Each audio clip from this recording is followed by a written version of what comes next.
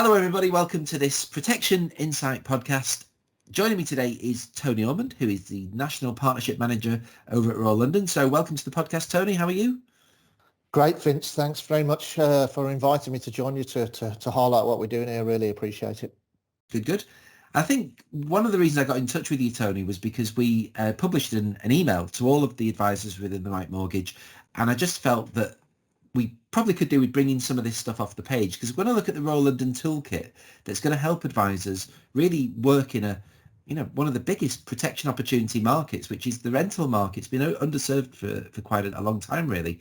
So we know that we do quite well in the mortgage market, and I'm sure that we're going to continue to do so. But really, Tony, according to some of the research that Royal London have carried out, there is data to suggest that this market is growing. Yeah, well, if you pull out some of the data on our support packs that we give you there, the Office of National Statistics has reported, in the last 10 years or so, number of people of renting a home has more than doubled. Another report indicates 600,000 more new rental properties between 2018 and 2023. That's not very far away. They also, a report says that 22% of households by 2023 will be privately renting. So that's a huge number of opportunities. Yeah, it's definitely a growing segment, isn't it? So really, we're talking about the protection opportunity, and I guess more specifically, can you just clarify exactly what we're talking about here, Tony? Well, I mean, it's all protection, quite obviously. Most people need all types of protection, but the most obvious protection for rental income is income protection. Renters need income protection, and more stats from the Income Protection Task Force recently say that 40% of a tenant's income is spent on rent. That's probably more close to double that of a homeowner or mortgage payer. And in 2021, more stats, the average rent is just over £850. That's a significant budget each month. And when somebody signs a rental agreement, it's usually 6 or 12 months. That's an obligation to pay that rent for that period of time, at least. So, what happens to that customer if they can't pay that? Most people don't save, or they save little. Most people who'll be in rental accommodation probably won't be able to save because there's a reason they haven't bought a home most of the time. And the recent report in August 2021 showed that 1 in 3 UK adults have less than £1,000 in savings. That's not even 2 months' rent, is it, Vince? Yeah, so it's quite interesting. A lot of stats there, but it does point to the fact there's a huge opportunity here for protection. So I think one of the things you mentioned there, Tony, I'm interested in the average monthly rent that you mentioned, £862 a month. Well, we've been talking a lot this year about statutory sick pay, because that's kind of the default income protection solution for many employees. And obviously that rent couldn't be covered by SSP, even if you spent every single penny of it on rent. Yeah, so I mean, what is it? Just under £100, £96 odd, isn't it? Statutory sick pay. How the hell is somebody going to pay their average rent of £860 a month from statutory sick pay? They may be in a position where they might get top-up benefits, universal credit, whatever it might be, but it's still nowhere near what the rental payment's going to be, and they've got an agreement with a landlord to pay that. Yeah, absolutely.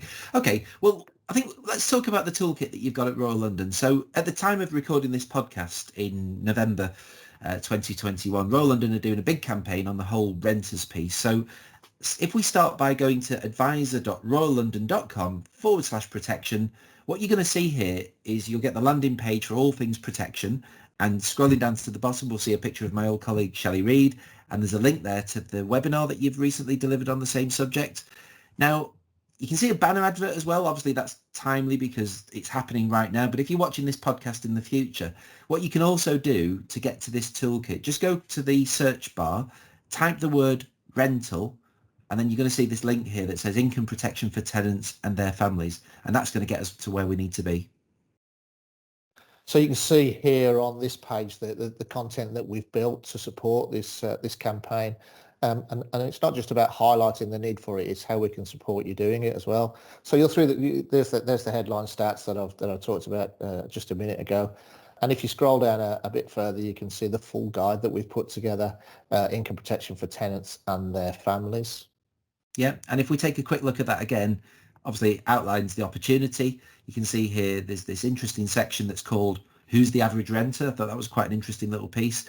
And another stat that I picked out, Tony, was it says that more than half of children, just think about this for a second, half of children born in 2018 have actually born and raised in rented accommodation. It's really startling. That's quite startling, isn't it? If you actually think about what that means, 50% of children born in 2018 are born and raised in rental accommodation. We said 22% of households were renters earlier, but you can see the growth of this market. I think it's only going to get more. A lot of new build housings that's going up. It's shared ownership. It's part rent. It's part buy, etc., etc.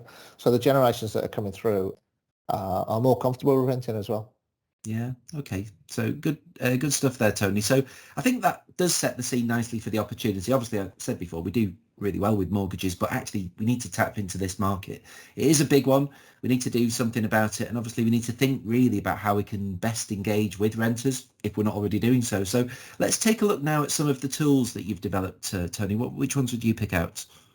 Yeah, so this is, typical Royal London, Vince. As you know, we're really about how we can help you write more of this business. So we've got a couple of email templates just to help you with an approach to an introducer that you might want in this market, such as a letting agent. It's easy to load up as it's a Word document and you can edit it as you see fit. Yeah. And anyone listening to this, as you would expect, just make sure if you make any changes, just run it by our financial promotions team just to get that sign off too. So what else have we got there, Tony? So not only approaching obviously sources of this business such as letting agents, but also approaching the tenant. So how do you approach a tenant to talk about this type? So again, templates to help you do that. One for the letting agent and one for the tenant, the two ends of this coin. Yeah. Okay. And Tony, I was quite interested that you've got some sales aids there too. And I know if you have ever used any of the marketing from Royal London, some of it can be quite nicely personalised. So this one here is aimed at the letting agent. So if we open that up, what we can see is a big Royal London logo, as you'd expect, but actually it can be personalised. So if we click on that other one, I can actually add my logo and then some contact details. So what I'm going to do is do that. I'm going to add my logo, and you'll see that will be added there to the top left-hand corner. Now, when I submit this to Royal London, I get a message saying that I can expect to receive my sales aid, all personalised with my contact details within 5 to 10 days. So there's a little bit of work that needs to go on behind the scenes, but that's a really good resource to actually personalise, white label one of these really good little sales aids. So what else have we got there, Tony? Yeah, we'll hope to get that a bit quicker, Vince, obviously in our standard marketing studio, but obviously it's slightly separate at the moment because it's a new campaign for renters. There's another email template to help your letting agents. Sorry, one you can help with your letting agent. So how can the letting agent help their customer, if you like? Who are they that they're finding a property for? So it's just a Word document. So it helps you think about your own personal strategy as an advisor. If you want to get into this market, how can you target the renters, really the people who really, really need this type of cover? Yeah, and we obviously produce the sales aid as well, as you would expect. Yeah, I was going to say, these are really good as a starting point, really, just to consider what the words are. And then if you need to craft some different words, then that's fine. But it's a really good starting point. Now, something else I've noticed, Tony, which I thought was such a really good idea, is the use of an email banner. Now, obviously at The Right Mortgage, we use a lot of these. So anybody who sends emails from within the business, you'll notice these banners that are there at the bottom of your email, and they're used to just promote various different things. And I guess the question is, why don't you use them as the advisor? So obviously advisors watching the podcast might not necessarily want to have a Royal London banner on the bottom of their email, but perhaps you can start thinking about what you do want to have there to promote these ideas, things that you're pushing as a campaign piece within your business. So if you look at this one, for example, it's got pretty good wording: income protection for tenants and their families. Then there's a nice subtitle that says working together to protect your income, and there's a click button to ask me for details. So you could actually use that as a way of the client being able to get in touch with you. So we can help you obviously at the network to put some of these together through our marketing. It can really be quite effective to help you get and push messages out there. So that's really something to think about. Obviously, Tony, one more thing I wanted to cover in this podcast. There's obviously a natural theme to income protection for this market of renters. And that's because the simple question is, how are you going to pay your rent if you lose your income? And of course, that does link us to income protection. So if we take a quick look at this income shortfall calculator that's mentioned, just talk me through that, Tony. Yeah, so if you click on the link and the top of the screen, you'll see some text which explains how the calculator works and shows our limits for calculating the income protection with Royal and what's allowable. Okay, Tony, so if I scroll down to where I can start entering some information, I mean, let's just say my client earns £30,000 a year. We know that that works out at £18,000 of income protection based on the Royal London calculation, and you can do that using that link there, or it's obviously £1,500 a month. Yeah, it's interesting that's come out at £1,500 a month, Vince, because obviously that's our minimum income guarantee for somebody that maybe can't prove their income above that. So if they've applied for 1,500 or more, then the 1,500 is the minimum guarantee. We're talking about the average rental figures here, but of 860 odd. But obviously there were bills on top of that, so it's important to make sure that the client's got enough money if they're off long-term sick. But the calculator itself will work it out for you. So when it says maximum income calculator, you take 65% of the first 15k of income and 55% of everything else. You can have income protection up to 250k a year. Yeah, so I'll put 1,500 in the first box. Obviously, monthly outgoings. Let's just top this up. So the total of £700 rent, but there's 1,350 as a total, so we'll put that in there. My client's got a better level of savings than most people, so £4,000, and of course there's statutory sick pay, but that's already calculated for me, Tony. Yeah, so that's all you need to do, Vince, for that really, and press the calculate button and the report will pop up for you. And straight away the chart will show what the monthly outgoings are, including the statutory sick pay gap for your example. What is that, 934? Yeah, it's big, isn't it? Okay, and the client, you can see if we look at this other one, the client really is starting to run into debt now.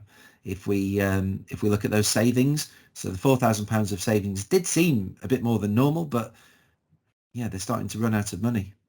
Yes, it's probably a lot more than normal, but it's gone in a couple of months, isn't it? So they're really starting to run into debt, as you say. And at the bottom, it shows how income protection can fix all of this, or as we've started to call it, personal sick pay, Vince.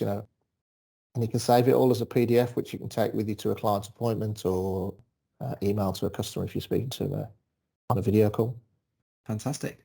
Well, that's a really quick whistle-stop tour through the toolkit, really. I just thought it was worth bringing it off the page a little bit because, of course, there's some really, really good stuff in there, and there's been some good hard work done by the Royal London marketing team to put that together. So thank you, Tony, for talking us through that. Really good little toolkit there. And I do think this rental market is massively underserved, and if we're smart as advisors, we need to really get into it and think about how we can start engaging with these customers. So as always, Tony, thank you for your time today.